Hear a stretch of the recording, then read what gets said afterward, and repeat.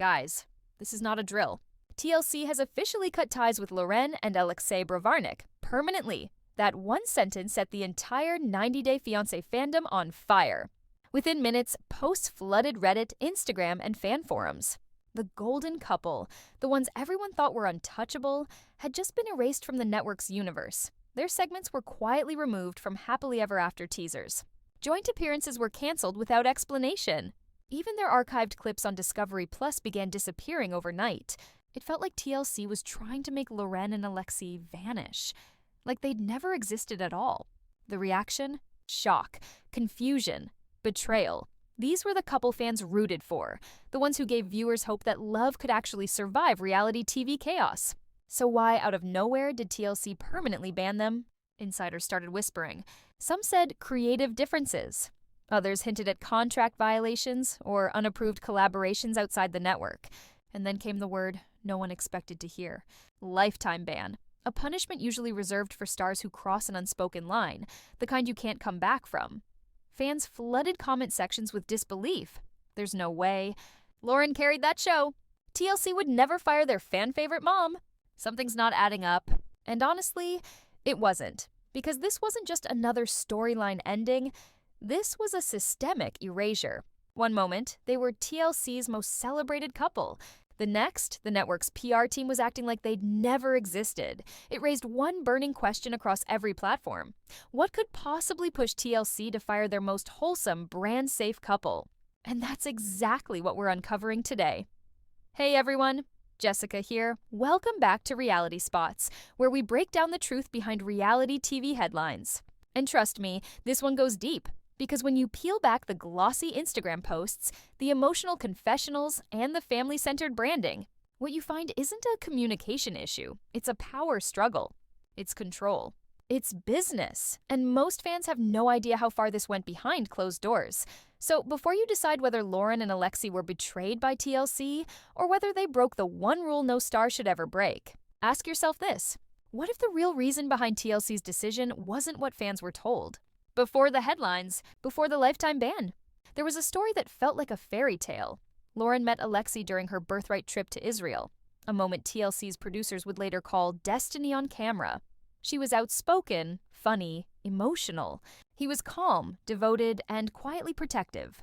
Together, they were lightning in a bottle, the perfect mix of drama and heart that every network dreams of. From the moment they first appeared on 90 Day Fiancé, fans were hooked. They weren't messy like the others. No screaming matches, no scandalous cheating arcs, no tabloid meltdowns. Just two people navigating love across borders with sincerity and awkward charm. TLC saw that, and they built an empire around it. Every spin-off, every special, every baby announcement was polished and packaged as proof that real love exists in reality. TV, the network needed them to be the success story, the anti-drama. Couple in a franchise built on chaos, but behind the heart emojis and cozy couch interviews. Insiders say a different picture was forming. Their arguments, the ones fans thought were playful, sometimes lasted hours off camera. Producers edited around tears, cut tense moments, and amplified laughter to preserve the fantasy. Because to TLC, Loren and Alexei weren't just people anymore. They were a brand, and that brand had to stay spotless. As their fame grew, so did the pressure. Every post was monitored, every comment analyzed. Fans expected them to be perfect, even when real life wasn't. Motherhood, stress, medical issues, and the scrutiny of millions began taking their toll. Loren became both a star and a storyline. Every personal milestone, from her Tourette's advocacy to postpartum struggles, became content. At first, she embraced it. TLC gave her visibility, and she gave them authenticity. But slowly, that exchange stopped feeling balanced. Friends close to the couple say Loren started to feel owned by the narrative TLC created. Alexei, protective by nature, began clashing with producers over privacy. The man once called the calm one was reportedly frustrated by how their real marriage was being reduced to marketable moments. The fairy tale started showing cracks. And yet, fans never saw it, because TLC made sure they didn't. Every edit, every reshoot, every social caption kept the illusion alive. On screen, they were still the couple who made it. Off-screen, they were barely keeping it together. You could call it overexposure. You could call it self-sabotage. Either way, the more the cameras rolled, the more control they lost. By the time Loren's third pregnancy special aired, something had shifted. The lightness was gone. She smiled through interviews, but there was exhaustion in her eyes. Fans praised her relatability, but insiders whispered that she was quietly fighting battles no one saw, and Alexei, always in her corner, was starting to see the cost of their fame.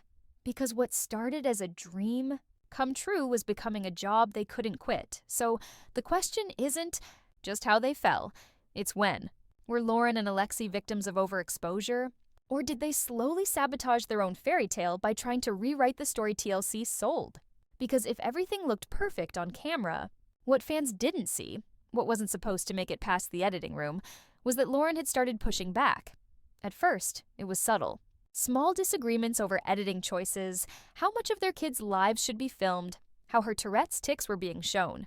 She wanted authenticity, her version of it. TLC wanted a product that fit the brand. To the network, Loren's openness about her Tourette's was powerful. It drew empathy, boosted engagement, and fit perfectly into TLC's real and raw image. But to Loren, it sometimes felt like they were shaping her vulnerability into a marketing tool. When producers started focusing on her postpartum struggles, she reportedly told them she felt exposed without consent. What she saw as her reality, messy, human, complex, was being edited into neat, consumable moments. One former crew member allegedly described it like this: she'd give everything, her emotions, her pain, her motherhood, and then watch it come out on TV as something totally different. And Alexei, he was caught in the middle. He'd always been her calm anchor, the quiet balance to her emotion. But behind closed doors, he'd begun standing up for her. When scenes were reshot for better reactions, when private family moments were reenacted for continuity, Alexei reportedly started pushing back. That loyalty, the same unity that made them beloved, slowly turned into defiance in the eyes of the network. Because when a couple starts questioning the system pushes back harder. Meetings turned tense. Contracts became battlegrounds. According to insiders, Loren began asking for more creative control, approval rights over edits, narrative direction, even sponsorship coordination. She wanted to protect her family's image, but TLC operates differently. Every frame, every storyline, every emotion, once filmed, belongs to them. And when Loren's team allegedly began exploring outside brand deals, that's when friction turned into fire. Money entered the equation. Some insiders claim the couple demanded higher compensation, arguing their episodes brought consistent ratings and loyal fans. Others suggest they felt underpaid compared to stars with far more controversial storylines. And here's where it gets complicated. TLC has a long history of paying its talent far less than viewers expect. Many reality stars have spoken out, but few have done it while still under contract. Loren reportedly tried to negotiate while still filming, blurring a line the network fiercely guards. For TLC, it wasn't just about money. It was about control. Because for years, Loren and Alexei played their roles perfectly. They smiled, they showed up, they shared their milestones. But as soon as they wanted to own their story, their version of reality, they became a problem. To the network, that kind of independence is dangerous. If one couple challenges the machine, others might follow. So what started as private negotiations quietly turned into a power struggle, production. Sources whispered about uncooperative behavior. PR. Teams drafted statements, in case of early exits. Crew. Rotations changed mid-season. And somewhere between contract fine print and emotional exhaustion, the couple who once symbolized TLC's wholesome brand found themselves on the wrong side of it. Loren reportedly felt trapped, stuck between protecting her family and maintaining the career that supported them. Alexei, once content to stay silent, allegedly began rejecting filming requests altogether. That's when the tone inside TLC changed. They weren't partners anymore, one insider said. They were liabilities. The dream that began with love in Israel had turned into a high-stakes battle of power, privacy, and identity. For Loren, fame was no longer freedom. It was surveillance. For Alexei, loyalty had turned into rebellion. And for TLC, the couple that once made them millions was now rewriting their own script. So, what happens when a fan-favorite couple starts challenging the very system that made them famous? Because this is where the story stops being about love and starts being about survival. It always starts quietly, a negotiation meeting that drags too long, a few unanswered emails, a shift in tone during production calls. That's how the money war began for Loren and Alexei. Behind the scenes. Behind the scenes, Loren had started doing what many reality stars eventually do. She asked for more. More control, more respect, more pay that reflected the millions of views her episodes pulled. And to be fair, she wasn't wrong. TLC's reputation for underpaying talent isn't new. Over the years, several stars from 90 Day Fiancé have hinted that their earnings didn't match their fame. Some revealed they made as little as $1,000 per episode, even while their faces drove record-breaking ratings and online engagement. So, when Loren, one of the network's most bankable faces, asked for a raise, insiders say it shouldn't have been shocking. She wasn't asking for luxury, she was asking for equity. But here's where the balance broke, because Loren didn't just want higher pay, she wanted power. Approval over edits, input on storylines, a say in how her motherhood and her marriage were portrayed. To TLC executives, that crossed an invisible line. Reality TV isn't built on equality between star and network. It's built on control. Once the cameras roll, the story belongs to the producers, not the people living it. Still, Loren kept pushing. Allegedly, her management team started exploring new ways to leverage her popularity.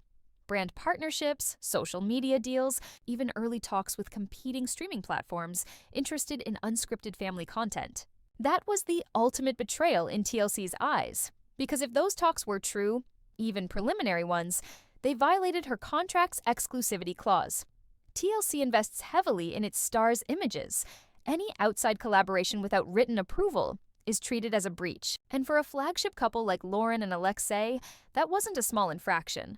That was mutiny. From that moment, insiders say the tone shifted fast. Emails stopped, future episodes were paused for review, crew members were reassigned, and within days, Loren and Alexei's names reportedly vanished from production schedules. TLC had made its decision, swiftly and silently.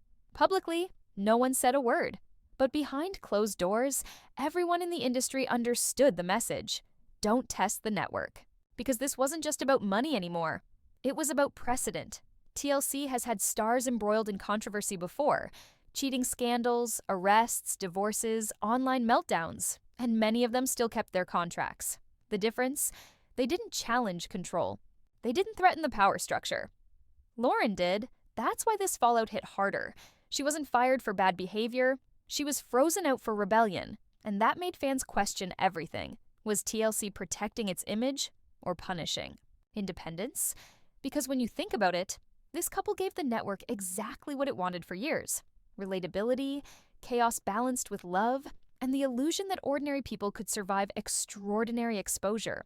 But the second they wanted to call the shots, the same machine that made them famous turned them into ghosts. It's a pattern we've seen before, not just with Loren and Alexei. Networks build stars, shape their narratives, then discard them.